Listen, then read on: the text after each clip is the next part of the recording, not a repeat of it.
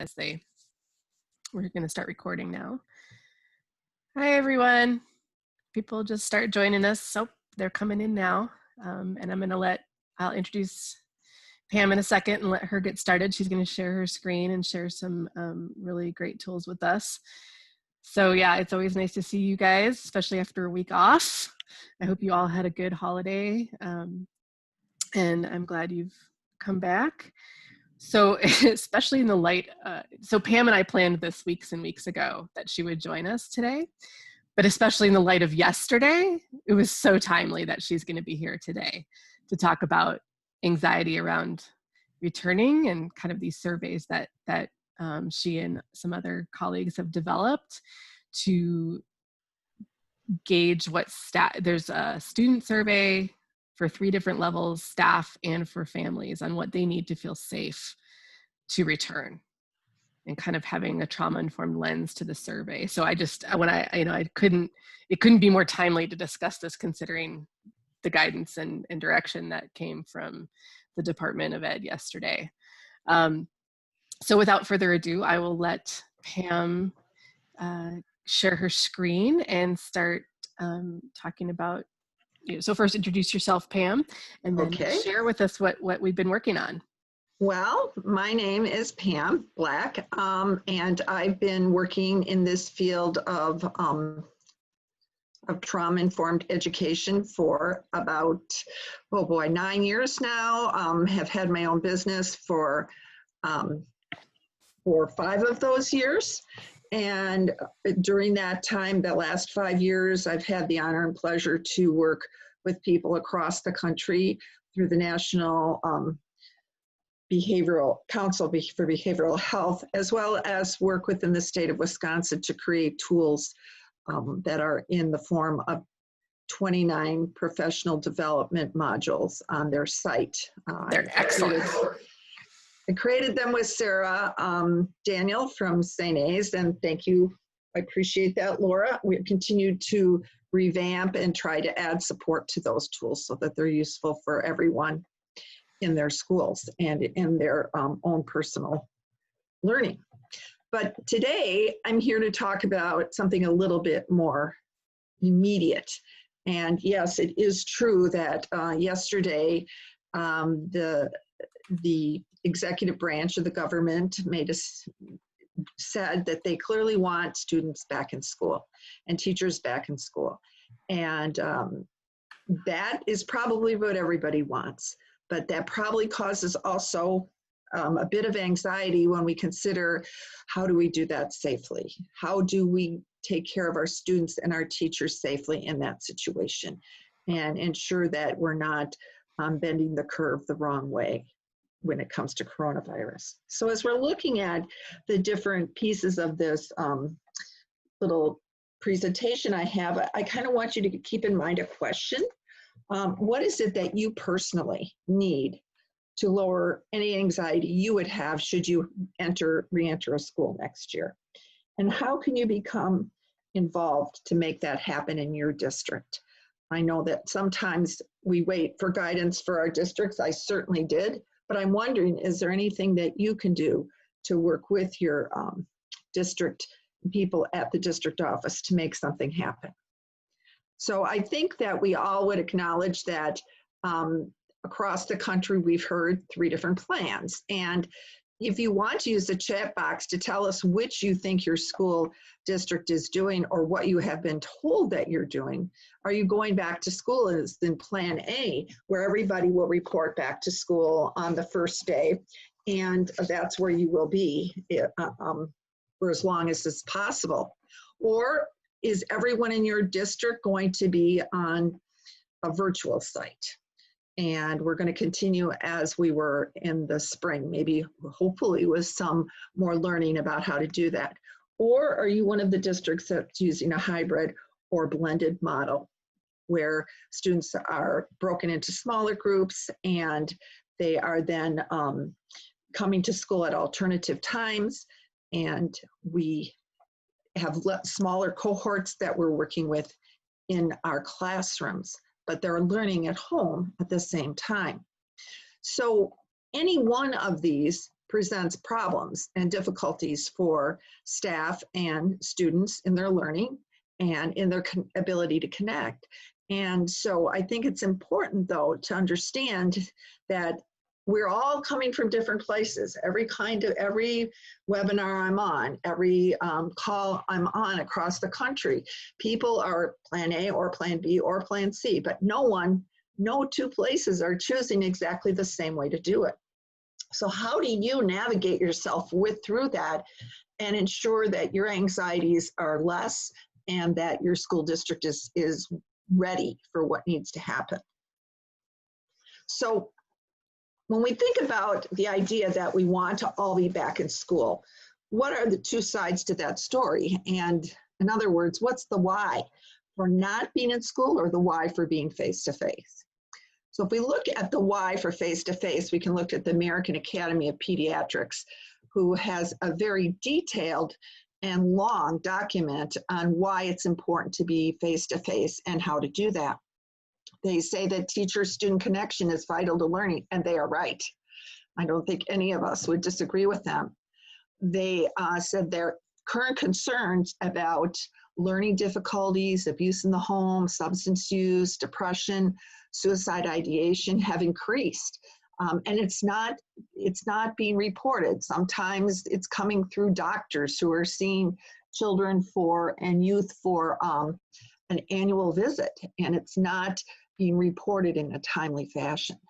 There certainly is a food security issue, which I have heard so many good things on how districts are trying to handle it. And there's evidence that COVID really doesn't impact youth as greatly as it impacts those of us above the age of school age. However, we have to remember that there is impact. It's just not as great. And so why not then get these students back in school if the impact will not be as great? The other side to the story, of course, is brought out many places, and this morning was brought out, or yesterday was brought out in USA Today, where there's a rising number of cases across the country of COVID, and teachers' concerns and fears for contracting that illness and bringing it home are increasing. In fact, they gave a poll in May, so that's not July, but that's May, and 1 in 5 teachers say they will not return to the classroom, which also creates a difficulty for district staff who are going to, if they're going to have everybody back, and they're going to have less teachers. Youth have a lot of difficulty with social distancing, and expecting social distancing in children under 5 is really inappropriate. And there is the difficulty if we have to open, close, reopen again. How on earth do we handle that roller coaster? So those are the two sides of the same story. Everybody wants students to be educated. Everybody wants them to gain skills in academics and catch up. There are academic challenges that need to be taken into account, which probably lean more towards getting back in school. According to a webinar from Solution Tree that I was on, students made an average of 70% of their learning gains in reading last year. So that means they're coming back to school, not even considering the summer, they're coming back to school with 70% of the academic learning that they would typically have in reading. And in the area of math, it's even considered to be less, 50% less. And they are finding in their research, these people, Heather, Julie, and Jeannie, that some schools are seeing students who they're not sure really gained any math skills last year because they just missed that last part of the time, and it just has not helped. So this would lean towards, well, if that's how it was virtually, then we better get back in school. I like to look at this that either way, we need to know that we need to address academic challenges. So if we're going to go back to school, we need to look for the Council for Disease Control and their guidelines. And what we heard yesterday is that the executive department was going to try to get the Council for Disease Control to lower some of their standards in the areas that you see here. However, that is not the case. Today, the Council for Disease Control came back and said, we're not lowering our standards. We'll give you more resources, but we're not lowering our standards. So these are all of the many, many areas that are given guidelines on. And there's a short, quick edutopia on a school district in Marin County, California, that did bring special ed students back in May. And some of the things that they did already and really helped with that. And it turned out to be a fairly successful program for those students that were brought back. So it's always good to see people who've already done that. So I'd encourage you to watch that 3-minute and 41-second video when we send these slides out to you. If we are going to come back because of many reasons that I've mentioned, how do we secure buy-in? I think that we need to start talking to people about science and data behind any plan that we choose. Not, well, everyone wants to come back, so that's what we're going to do. What's the science and data behind it that supports that? And what is going to be that process from transitioning from one plan to another? And I'm going to give you one here later on that you can see. That when we talk to staff or when we talk to administrators, we want to try to set aside those issues that we personally bring to that discussion and listen to understand what's happening and not to tell them what we came there to tell them. We've got to start opening up lines of communication. So those of you who are teachers and counselors, et cetera, do not feel like you're being dictated to, but that you are being given, you're a part of the solution to the problem. You need to gather input on how to implement any of the plans that might be chosen. It's now the middle of July, and it's time to put the plan on paper and stop trying to look for what might happen. And we have to engage all stakeholders, which means the community. It means bus drivers. It means nurses. It means probably our pediatric community, mental health workers in the community in this process. So what I've created, and I'm going to share with you for a bit of time here, is these surveys to try to get at what people are thinking. And I'm actually going to stop sharing this particular piece and move to those surveys. I want to show them to you. Now, I'm not going to delve deeply into each of them because you will receive the links to them and probably attachments as well. They are fillable PDFs. This one is for middle school students. It's the one who came up first, so I will look at this one with you first. There's always this first piece about what information describes you as a middle school student, so that we can tell if they're a sixth grader or first year, fifth grader, depending on what's happening, what race and ethnic issues they may bring to the school with them, and if they've experienced any kind of traumas related to their family or themselves having COVID. Then we get to, there's two parts to each of these surveys. What are your concerns about returning to a school building? Going to the middle school without visiting before the first day, virtual field trip is not the same as walking through a building, especially if we're going to have schools with one-way hallways, et cetera. Being in that school is really, really important to students.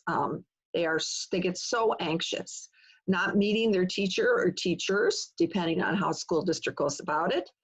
Whether they have to ride that bus, I think there's lots of conversation about what a bus would look like. If we actually do the distancing that's required by the CDC, we would have 11 students on a bus. That's fit for 60 to 72 children. Will that really happen? Can we really afford that? I think that there's some anxiety around that. Talking and working with students who are different from myself. Remember, a lot of these students haven't talked to people outside their family since March.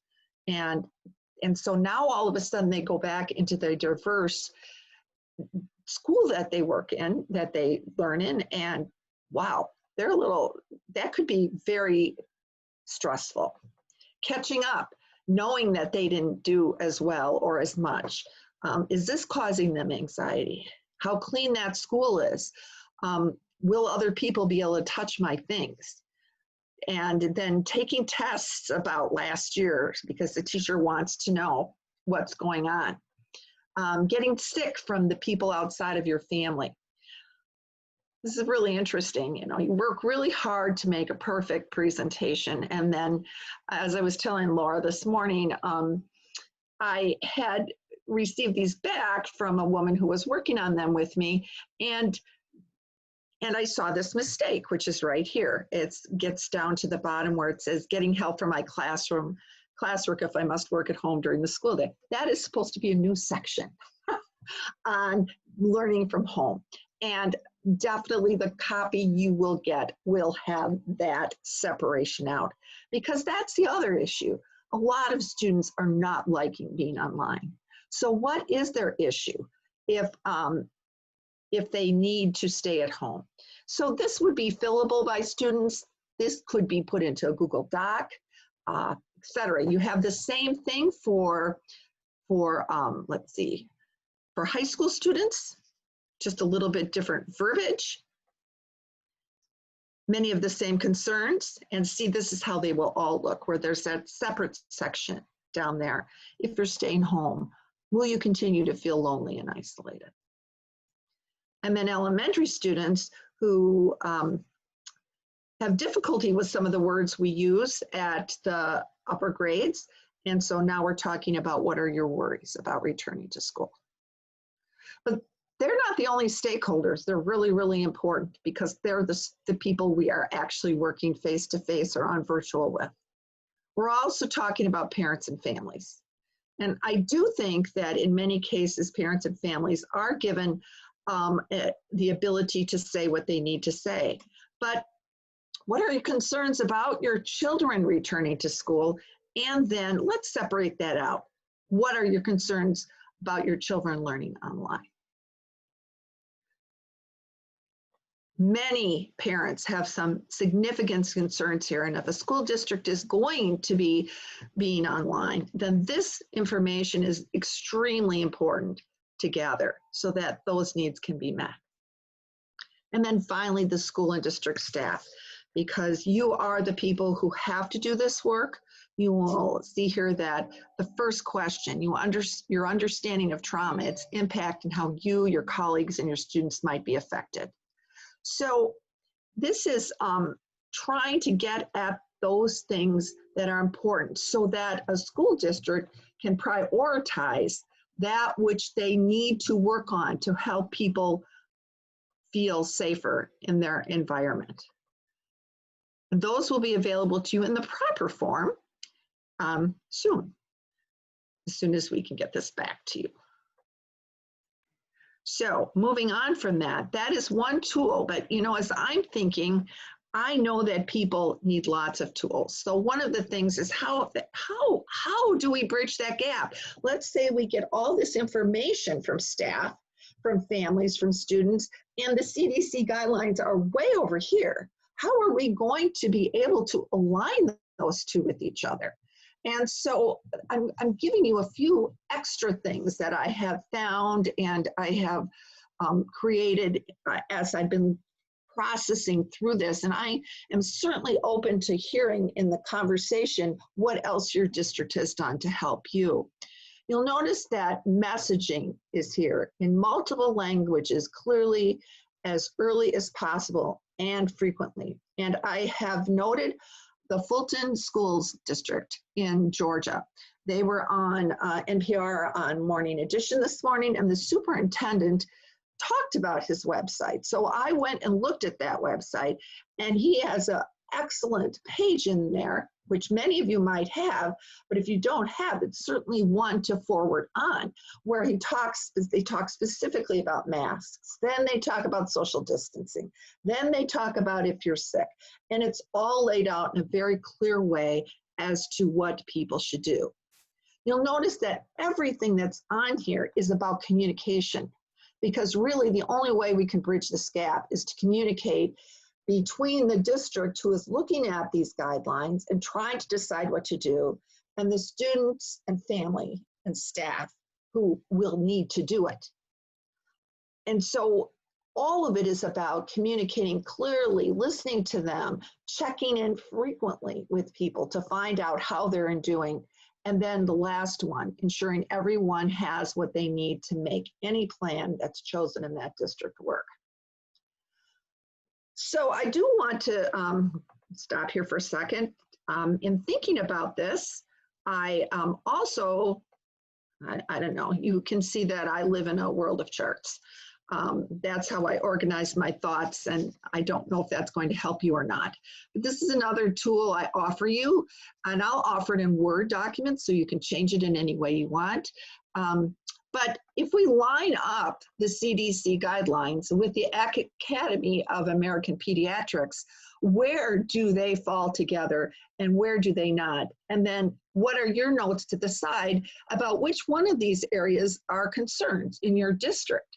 I have highlighted, well, first of all, I went through each of these documents and they are long and they are tedious. And I went back and did it again because I wanted to make sure I didn't miss anything significant. I don't have everything in here, and certainly, again, more could be put in. And each of the documents is cited on the resource page so that you can just follow that click and get there.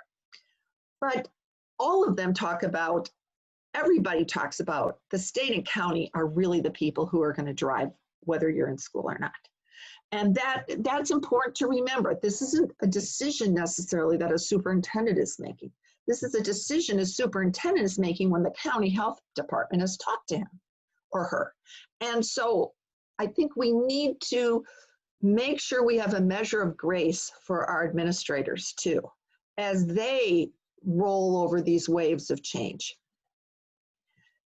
I've gone through each of these. So it's so interesting because the current Academy of American Pediatrics statement is that, you know, it's really okay to be 3 feet apart.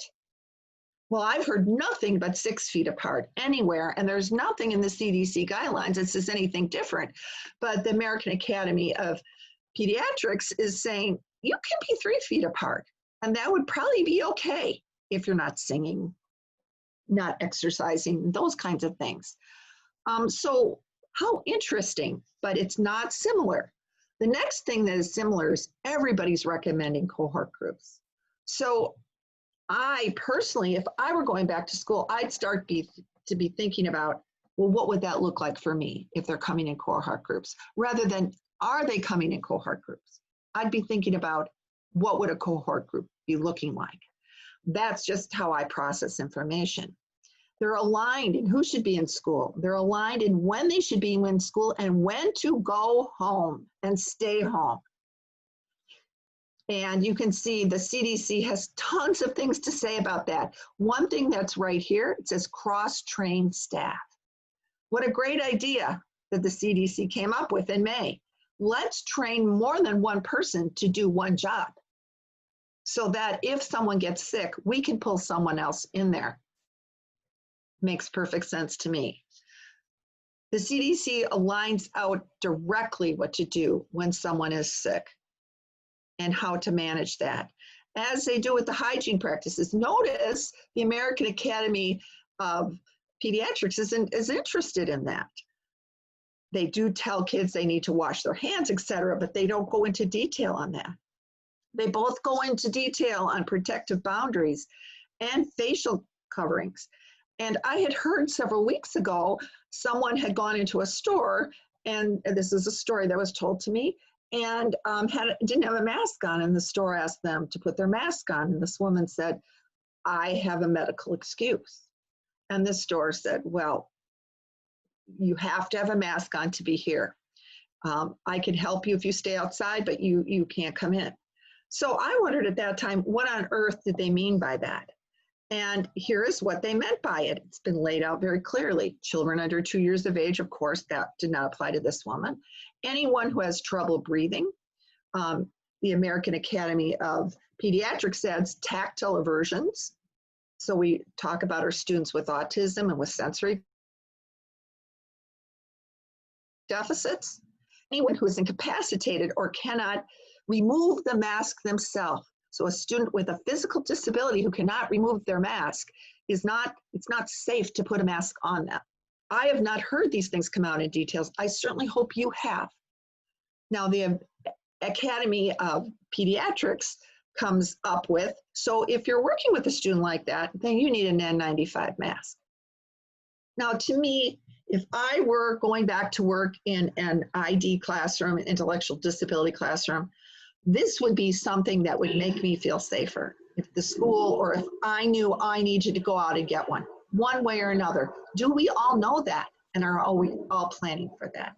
And that's why I'm trying to say that maybe it's time to look with some detail at what we need to plan for. Testing and screening, everybody talks about temperature and symptom screening, but neither of them talk about testing for COVID in the school. Neither of them do. They don't see it as, because it only really tells you you have COVID at this moment and the testing for that. Now, yesterday, the task force talked about getting saliva tests for schools. Do we need to do that? Not sure. Teachers moving to students, et cetera. So it goes through all of this. Everything is in here for you to look at, and including behavioral health and emotional support, which is a very, very important part of the American Academy of Pediatrics argument for kids going back to school. I also want to note that they break it down by level so that you can see in special ed what needs to happen with special ed as well. And they break it down into areas. So there's a lot of helpful information in there.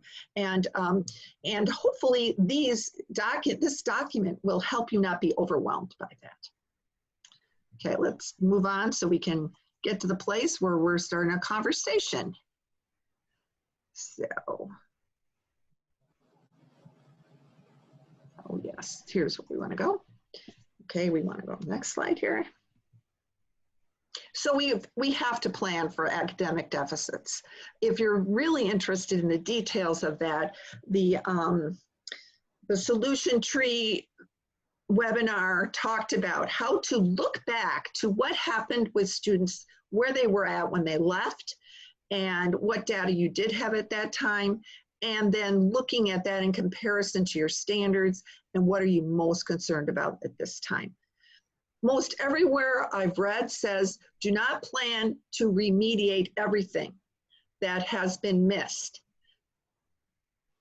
To me, the one thought I heard is embedding instruction into what you're doing new that brings some of those skills forward is the best option. Like bringing the phonics into reading instruction. Reminding people of the 3 branches of government in government as you're moving on to voting, etc. Reminding them and putting up visuals of the scientific method or common denominators or whatever it is that you're concerned that they have lost while they were gone.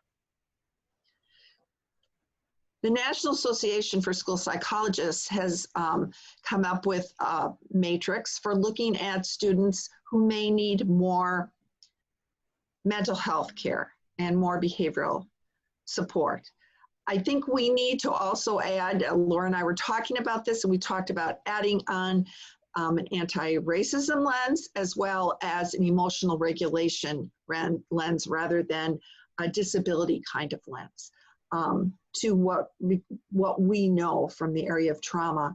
But the document is at the end for you, and it does give you some idea of how you might at the universal level immediately start to be able to calm students, get them ready to be back in class.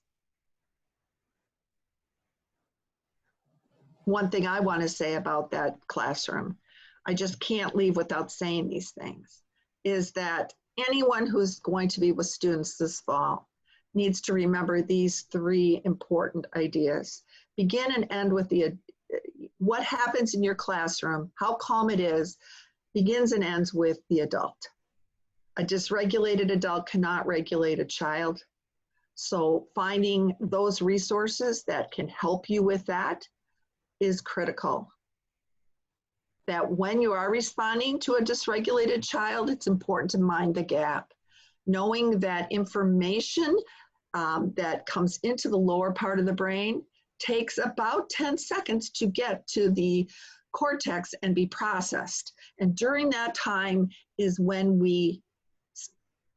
our implicit biases, when our prejudgments about students, when our trigger points are touched in terms of what's difficult for us. And so that's when we really need to be breathing and knowing that we need to give ourselves time before we respond to those students. And finally, when we communicate students, we communicate with more than our words. We can watch those words and then there those eyes go and we roll the eyes, oh, you again, or make a gesture or breathe heavily, which children who have not been in the classroom and do not trust their new teacher or their new student support person might have difficulty with. So those are my top 3 things in terms of thinking about how to be with students who need to be regulated. Finally, I want to point out once again, the Fulton County Schools has looked at putting together a closure response criteria. When will we close? What will happen if someone in my classroom gets sick? What happens if the community is going up and escalating? Well, they've taken this all into account. And do I think it's going to stay exactly the same way all year? Maybe not. But they at least have something that gives people the idea that they have thought ahead on this to calm that anxiety so we can go back. And you'll note that the first column over on the left talks about where their community's at. Low or no spread, moderate spread, or substantial. And that's the first thing you look at, but not the only thing you look at. You also look at how many students are sick in an immediate area. Is it 1 or 1 staff member? Or is it 2 to 4 students or 5+ students or staff members? Or in multiple clusters? If we have cohorts, that one of the reasons we have cohorts is so that maybe not everybody in the school is in fact affected by someone being ill. I share this not because it's perfect, but I share this because this might be something you need to get from your school district and you're willing to go to them and say, hey, listen, I'd love to help get ready for this school year. And one of the things I think would be helpful to us is a flow chart, or maybe you already have one. I'm sure that everybody's on here and all the other teachers and student support and parents, et cetera, are at a high level of anxiety. And the goal now is to lower that by managing it, by trying to get information to people and processes that make sense. So some of those resources I pointed to are right here so that you can then move forward and find that and share that with the appropriate people, or you can get involved in your school. That's what I have, Laura, in terms of what I put together. And so I'm going to turn it over to you for conversation. Thank you, Pam. Such great resources. Oh, there's a little bit of an echo. There we go. Yep. Yeah, just so much to think about. And Adriana, I'm so glad you joined us, because in the beginning, when you weren't here yet, your voice was coming through my head. For those of you that aren't familiar, Adriana's coming from New Zealand. And in the very beginning of a lot of these discussions, you would sharing with us about communication and transparency and clear communication, building trust and reducing anxiety. And at that point, to me, that was kind of theoretical because we were still kind of in our crisis mode. But now, and I was thinking about this when I was talking with Pam earlier, like we're now at that point where we have to start communicating to families and teachers about returning. And so a lot of the stuff that you had shared with us earlier in the spring was really coming back through my mind about being clear about the lessons learned from New Zealand about how we reduce anxiety. So I don't know, Allison, if you can unmute Adriana for a second, I would love to hear kind of what you think about like all of this attempt to do that. I think it's really, really good. I mean, all the charts are really, really good. The thing that is really important is that information is accessible.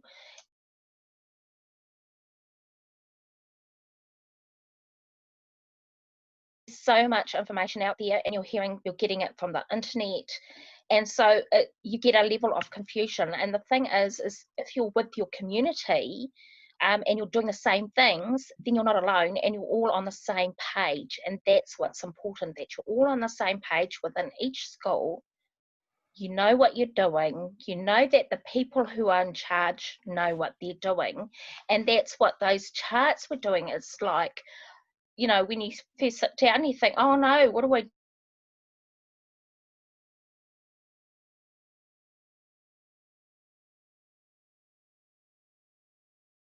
guide it and tailor it to your specific school and that. So yeah, accessibility of information is really important in different modalities, and realizing people are deaf, they can't read, so you just do it in different modalities and simplify it so that people can break it down, process it. Yeah, and that's it. Yep, I think Thank that's you. great. Yeah. Fantastic. Thank you. Thank you. And also, I don't think Dale is here today, but Dale often joins us, and he's coming from British Columbia, and they opened their schools for the last month, I think, of school before they take summer break, and then kind of like as a trial run, like, okay, we have, a month left of school, let's reopen and see what happens, and we'll try it this way. But they didn't really share a lot of information, and they didn't really have anything set up around reducing anxiety or social emotional learning, or responding to people's anxiety. And guess what? Out of a school of like 1,400 kids, they had about 100 kids show up. Parents didn't send their kids to school, and he said half the staff weren't there either. So the trying to reopen too quickly without responding to people's anxiety resulted in people just not showing up. And he was really, he asked for like a one-on-one offline session to kind of process that, because then he, as a school counselor, how does he help everyone feel less anxious and feel ready to, what can they do to resolve some of that over the summer as a learning lesson. So that's why I was really excited to have Pam come on and share this today. And like I said, we were talking about this weeks ago, but especially after yesterday, I was like, oh, I'm so glad this is our topic for today. Because I just could feel the anxiety on Twitter and Facebook, like just rising yesterday, as everyone was like, oh my God, how do we react to this? What do we do? How do we adjust? So I think, this is going to be so much at the local level. As Catherine, as a school nurse, I'm glad you pointed that out, that, a lot are, like, certainly here in Los Angeles, I know my kids' district is listening to the county health department. That's really the only folks they're listening to. And they make that really clear when they communicate to us as parents, that plan C, as Pam had them laid out, like a hybrid approach, is what they want to do. And that's what we should be prepared for. But everything changes weekly depending on the guidance from the county health department. And so that seems to be what they are using as their North Star. And I don't know how, I'm guessing that's pretty common for most districts. I think most districts, we're controlled to some degree by what the health department does. So depending on how widespread the transmission is in your community, it may not be that big a deal, and you can open up and you're going to roll along and things are not too bad. I'm in Arizona. That's not the case here. Luckily, I'm not in Phoenix, which is the real hotbed. I'm in Tucson, but still, we're considered the worst, I think, at this point in the world. And so they've pushed our school date. The governor gave us 10 extra days. What we decided to do, our district went ahead and decided we're starting online because it's not safe to open. But what's going to happen next and how long we're going to be online is a complete unknown, which is, of course, making everybody very anxious because nobody really knows when we'll be returning. We will be giving parents the choice to either return online or return to brick and mortar. And people are having a hard time making that choice right now because we're in the middle of probably the worst it's been since this entire pandemic started in America. The most important thing I can say is that we need to be so clear in our communication. If you can make it match with what's coming out of your local health department, because that's usually what the news is putting on, so that the message is congruent, Because if you were watching yesterday, not only did we have that task force and the DOE come out, the second you have the president saying that I'm going to get hold of the CDC, these are just too hard and they need to be changed, people don't trust then what's going to come out next. Mm-hmm. They're now saying, we're not going to change our guidelines, which are extensive and are fairly complex, and some of them are going to be hard. To say that we're going to come out with, oh, we'll just come out with clarifications, which basically means we're going to come out with something that'll get that guy happy and leave us alone, means that people, they've lost their credibility to some degree, which is going to make it much harder for us to be able to communicate in a way that people trust what we're saying. Yeah. The nurse, I find this heartbreaking because the CDC was a worldwide recognized authority that when they spoke, people listened to them and trusted them. To be in the middle of a pandemic and have people begin to not trust that authority is terrifying. Yes. But I think if you make your communication tools, you can even, if you can check with your school nurse or health services department to see what they're doing with the health department. Our health department is reviewing things for us to make sure we're in congruence, to make sure that what we're putting out matches with what we're doing, but we definitely aim it to our students and then we translate it so that it's in all 89 languages that are spoken in our school district. I think those are probably some of the most important things. And also, if you're not a nurse, get to know your school nurse because they're going to be able to answer your questions and help you kind of navigate some of these things. If you're lucky, your school district has somebody from the health services department in their planning team. Yeah. If they don't, you may want to mention, so, hey, how come there isn't? That's great. That's great. That's what we do. And so this is, for once, this is in our wheelhouse. But yeah, to really get to know those people, they're going to be able to help you and hopefully help reduce some of the anxiety. Yes. If I could just say, I think my concern, my biggest concern that I have, in addition to all of the stuff I'm working on, is I'm so concerned with the level of anxiety and fear that I know teachers are bringing back into the building because they're scared about their own health. Yes. And on top of that, we're bringing in kids that we're not sure what's happened to them in the time that they've been gone. We don't know if they've hit major financial hardships. I'm assuming many have. We don't know if there have been deaths in the family. I'm sure that some have. We don't know how scared they are about coming back and what their level of fear is regarding transmission and getting sick is. And they're going to come back very triggered. And we're going to have teachers that I'm very concerned are going to have a hard time remembering to take that breath and not to respond. And I'm really concerned about that impact of the two groups kind of impacting each other. Yes. Yes. Yes. And that's, I think, why, I mean, we've really tried to talk a lot about regulation so much here, because I think that is also very much a concern for us because so much of this is so dysregulating. I'm so glad you gave a shout out to school nurses, and I put one of my favorite resources on here, the Relentless School Nurse and Robin Kogan. I'm going to ask her to be a guest coming up here soon, actually. She's a friend. Actually, she was a mentor when I did the Johnson & Johnson program. Oh, so great. She is absolutely a force of nature, and I dearly love her. So yeah, I highly recommend checking out her blog. She wrote, she put up some good stuff this week, in fact, that I think is very helpful. I got her article on the fact that this is basically, is this the death of expertise? That we don't respect expertise anymore. And what does that really mean? And it's a frightening concept if we don't listen to people that are educated and know about something, that's no longer considered, anything to really worry about. Okay. No, that's okay. I really appreciate your input.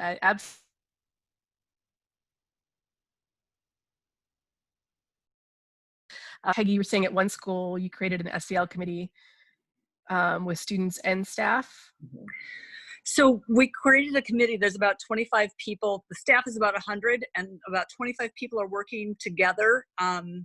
And we split up into two groups. So one is focusing specifically on how are we going to support the kids' mental health needs and, just their overall mental health, their trauma pieces as they come in, but also staff. How do we help the adults to regulate? How do we find a space where how do we designate a space where they can go calm when they're very upset or something's happened in the classroom? And how do we designate who will go in those classrooms when we're limiting the number of people going in those classrooms?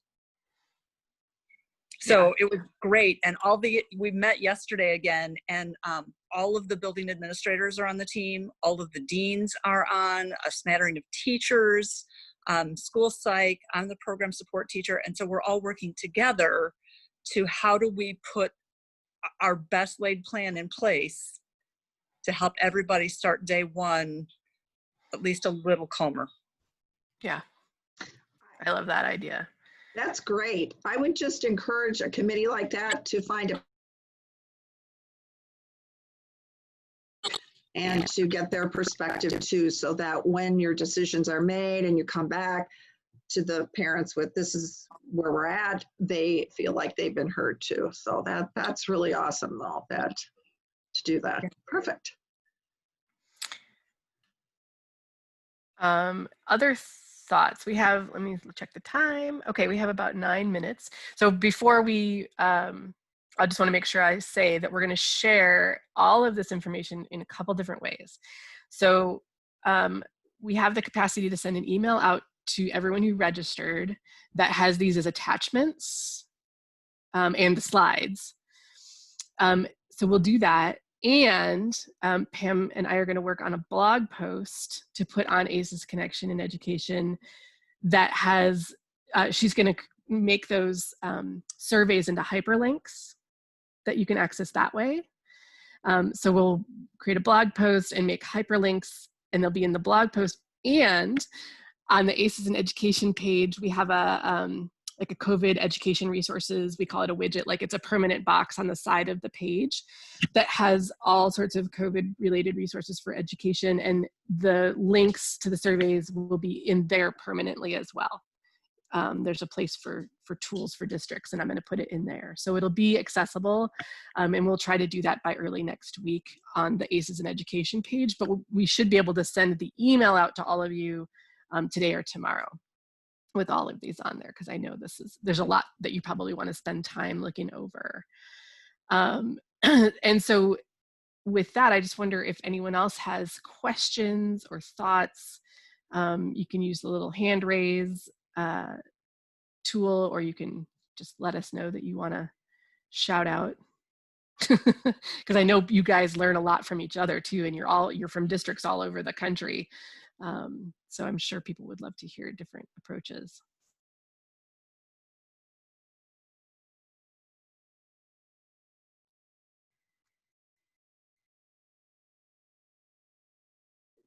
So I can add something. So I work for a county office in California, County Office of Ed, and we created a cell committee that was, I work for with 0 to 5. And so it was really nice to be included. A lot of times 0 to 5 is not included in our county office for whatever reason. And so we created a whole health and wellness page on our website.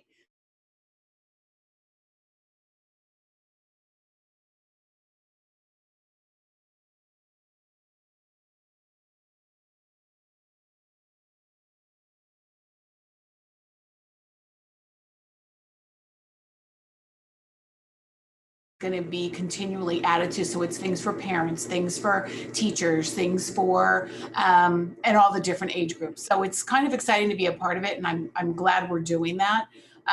But sometimes things, you know, are done, but then they're just sort of not, you know, they just sort of hang out. And so we want to make sure we keep it alive and direct people to that for all the resources, because the resources are ever changing too, right? There's a ton of stuff out there. So it's really important that we stay on top of that and keep adding to that page. But it's exciting that 0 to 5 is represented for sure. Yeah, absolutely. Thanks, Joyce. Did someone else have their hand up as well?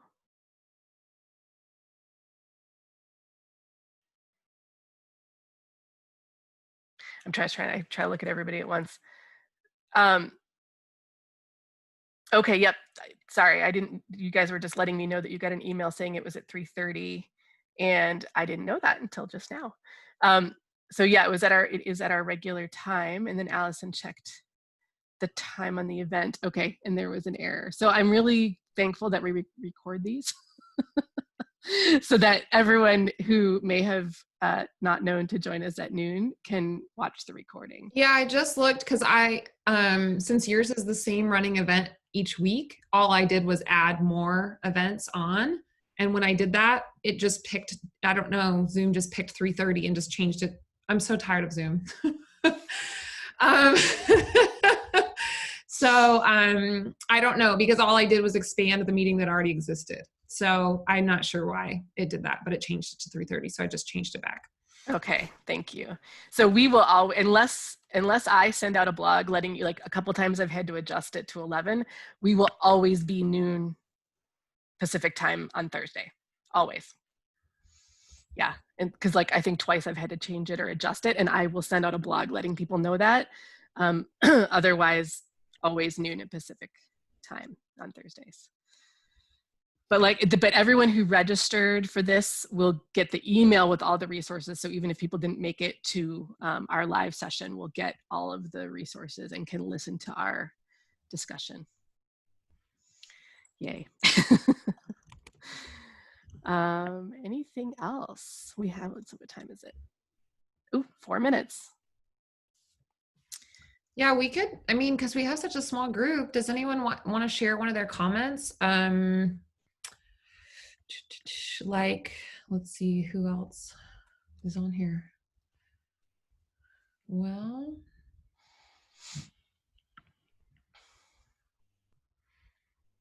I guess most of the comments were just not discussion. Okay, that's it.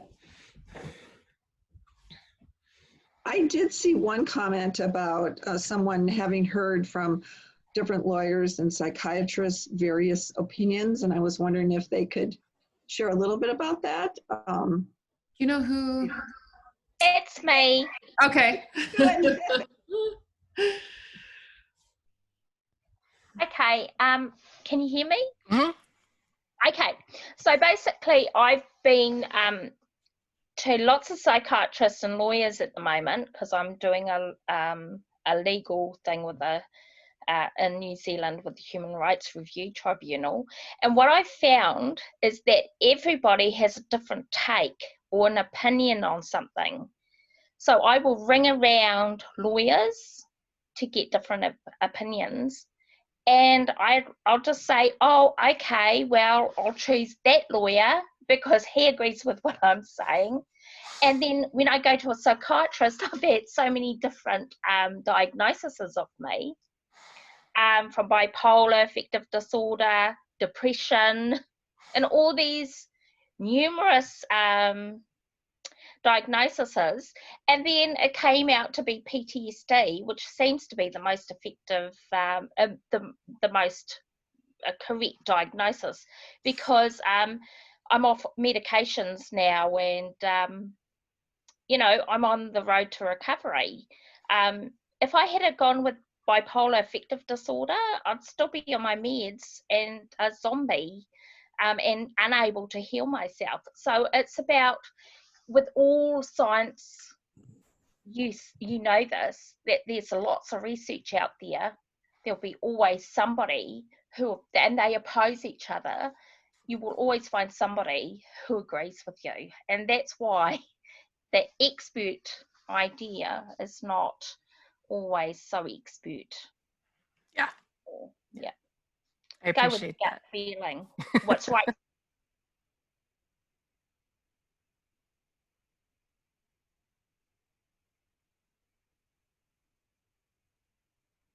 Because we try to take, you know, the guidance that's out there, but we really trust each other and ourselves. You know, I really think of everyone that joins us as the experts in the room, that we can learn from each other, very much so. Yeah, and that's one of the things that leads me to, well, instead of waiting for all these people to get on the same page, let's plan in a let's multi-plan so that we can roll with the punches as they come. Yeah, and thank you, Pam, for giving us some tools and helping to really drive the creation of those surveys. I was pleased to be on the work group, at least for a little bit, and I know everyone else that was on there was as well. And it's just really, it's very helpful, like you said, because some of us, some of you in districts really do have to start without a lot of guidance, and have to start working. And so having these tools accessible to us is very, very helpful. So thank you for starting that and getting it out to us, and for coming today to share it with all of us. We appreciate it very much. You're welcome. It's always an honor to be with a group of people who feel passionate about their work, and especially when that's education for me. Yeah. All right. So like I said, thank you for joining us, and we will be back next week. Guest TBD, topic TBD. I'm still working on that. As always, sometimes it just magically comes. You never know. And I hope to see you all back here next Thursday at noon Pacific time. And if any of your colleagues missed this this live session today, feel free. The recording should be up in the next couple of hours. Allison's usually pretty quick about that. And we have our own YouTube channel now. Just for all of the education ones are on their own YouTube channel, which you can find on the ACES in Education page. All right, so I will see you all next week. Bye, everyone.